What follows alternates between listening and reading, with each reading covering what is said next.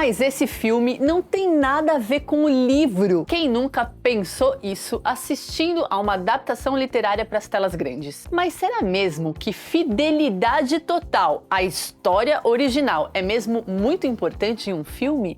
Esse é o tema do vídeo de hoje.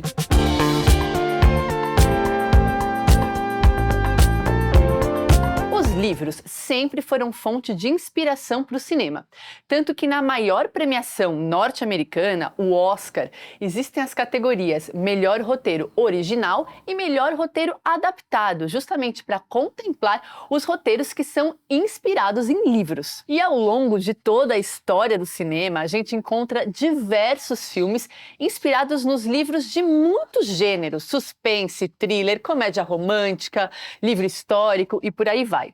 Alguns desses filmes foram um sucesso de público e crítica, outros nem tanto. Um fenômeno que frequentemente acontece com os filmes inspirados em livros, principalmente depois do surgimento das redes sociais, é a fúria dos leitores, que são verdadeiros fãs aguerridos da obra original. É bem comum que alguns leitores reclamem que o filme não foi fiel ao livro. No vídeo de hoje, eu quero explorar com vocês 3 pontos bem importantes quando a gente está falando desse tema, adaptações literárias. O meu objetivo é mostrar para vocês que a ideia de fidelidade à obra original talvez seja um falso problema. Alguns filmes se tornam melhores do que a obra original. Outros se tornam piores. Existem histórias que se dão bem nas duas linguagens, a literatura e o cinema. Outras se adequam melhor a uma delas. Há poucos dias eu fui ao cinema assistir Duna Parte 2, dirigido por Denis Villeneuve. Esse filme é uma continuação de Duna Parte 1, e ambos são baseados nos livros de Frank Herbert, Duna, um clássico da ficção científica publicado originalmente em 1965. Filmes de ficção científica, em geral, são experiências cinematográficas marcantes, porque o diretor e a equipe técnica passam anos trabalhando intensamente para criar um universo visualmente impactante, prestando atenção nos mínimos detalhes. Eu preciso contar para vocês que eu não sou uma grande leitora de ficção científica, mas eu adoro os filmes do Denis Villeneuve justamente por isso. Ele tem uma visão única e um esmero na manipulação da imagem e do som. Eu não li Duna, mas depois de assistir Duna 2, eu fui pesquisar um pouco sobre o processo criativo e encontrei uma entrevista do diretor em que ele fala de uma das cenas mais difíceis de filmar. Alguns minutos de tela levaram meses e meses de pesquisa. Olhem essa escala. Essa cena, que segundo o diretor foi dificílima de filmar, é uma cena totalmente fantástica, em que o herói da história, o Paul Atreides, precisa aprender a dirigir um verme de areia gigante. Sim, você escutou certo. Os vermes de areia gigantes são criaturas fantásticas muito importantes na história original. O Paul Atreides precisa aprender a controlar essas criaturas fantásticas e poderosas. Tudo isso é uma espécie de teste de maturidade para ele. Mesmo com toda a tecnologia disponível no cinema hoje, o diretor do filme disse que essa cena foi muito difícil por vários motivos.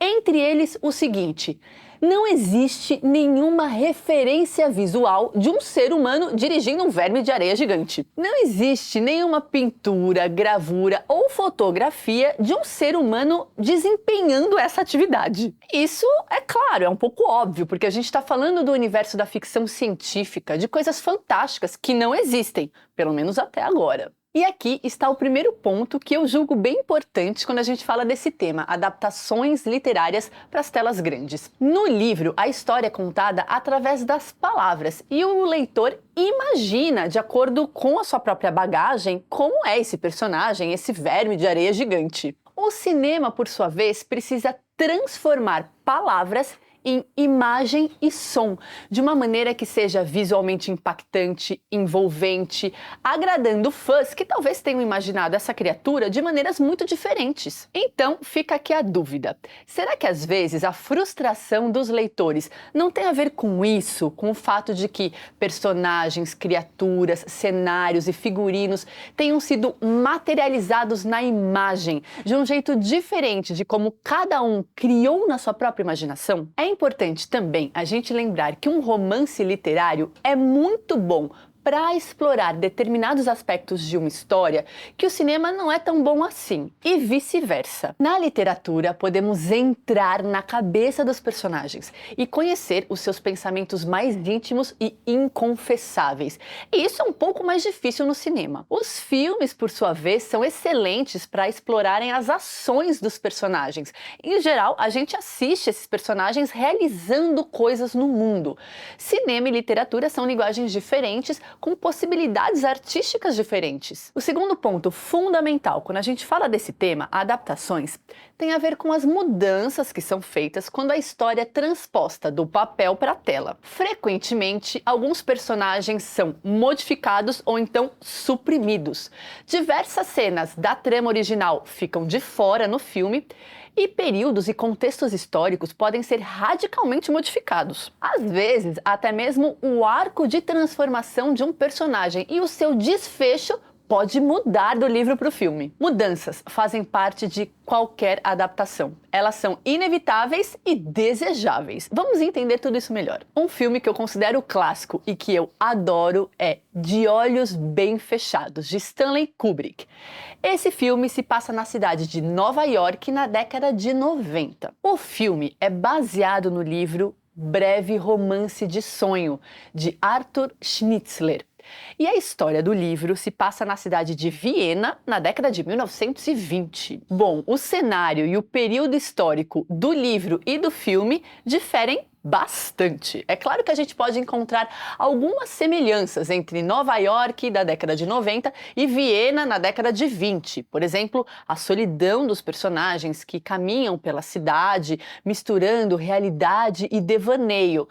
Mas ninguém vai discordar que existem mais diferenças do que semelhanças, certo? Já os amados romances de Jane Austen, quando transpostos para a tela, ficam sem vários personagens e também várias das cenas presentes no material original. Isso porque no livro a autora teve páginas e páginas para apresentar cada um dos personagens e também as tramas secundárias. Já o filme tem bem menos tempo para contar a história, então literalmente não cabe todo mundo. Quando os filmes baseados nas histórias da famosa escritora inglesa começaram a ser feitos, ela já tinha falecido há muitos e muitos anos. O cinema estava longe de surgir no horizonte. Porém, muitos escritores e escritoras têm a chance de ver os seus livros na tela grande e todas essas mudanças podem tanto agradá-los quanto incomodá-los. A autora norte-americana Alice Walker, ganhadora do prêmio Pulitzer, ficou incomodada e decepcionada com uma mudança que Steven Spielberg fez na sua adaptação de A Cor Púrpura, de 1985. A autora contou que não gostou muito das mudanças que o filme fez em relação à obra original, mas uma delas em especial a desagradou muito. Segundo a autora, o filme fez uma lavagem heterossexual nas personagens Shug e Sally, interpretadas respectivamente pelas atrizes Margaret Avery e Whoopi Goldberg. No livro, as duas sentem uma intensa atração uma pela outra, além de um amor profundo. Só que no filme, as duas personagens dão um único beijo muito tímido, e para Alice Walker, isso descaracteriza completamente as duas personagens e a relação entre elas. Bom, eu poderia ficar listando muitos filmes que fizeram mudanças mais ou menos drásticas aqui. Só que o mais importante, na verdade, não é tanto identificar as mudanças, e sim saber quando elas foram bem feitas e honram a história original, e quando, ops, elas escorregam. Uma pergunta que ajuda a entender tudo isso é a seguinte: as mudanças que o filme fez preservam os temas principais do livro e as questões mais caras à história original? Se sim, então elas são bem-vindas. E o maior exemplo disso é o filme Apocalipse Now, de Francis Ford Coppola, baseado no clássico Coração das Trevas, de Joseph Conrad. Enquanto o livro se passa no Congo belga, o filme retrata a Guerra do Vietnã. Mas os temas principais do livro, como a loucura e a violência do colonialismo e da guerra, foram preservados no filme. Aqui no canal a gente tem um vídeo bem caprichado no formato vídeo ensaio só sobre essa adaptação. Vale muito a pena assistir, é um dos meus queridinhos, o link vai aparecer aqui em cima. O último ponto que eu quero trazer no vídeo de hoje é sobre a especificidade da linguagem cinematográfica. O cinema é uma linguagem audiovisual, ou seja, ele mexe com áudio, som e imagem. Muitas vezes a história teve muitas mudanças nessa transposição para as telas grandes, mas a experiência cinematográfica acaba compensando essas partes da trama que ficaram de fora. Inclusive, eu vou retomar o filme Duna Parte 2, que me inspirou a fazer o roteiro de hoje, para explicar melhor essa ideia. Eu fiquei muito impressionada com a trilha sonora feita por Hans Zimmer, um compositor alemão premiadíssimo que já fez trilhas sonoras incríveis para filmes como Rei Leão, Interstellar, Batman, Dark Knight, só para citar alguns. Enquanto eu assistia ao filme, eu tentei perceber de que forma a trilha sonora estava sendo usada e de como ela afetava diretamente as emoções que eu sentia. Prestar atenção na trilha sonora foi tão ou mais legal do que na trama. Em geral, a direção de fotografia também sempre me chama a atenção nos filmes.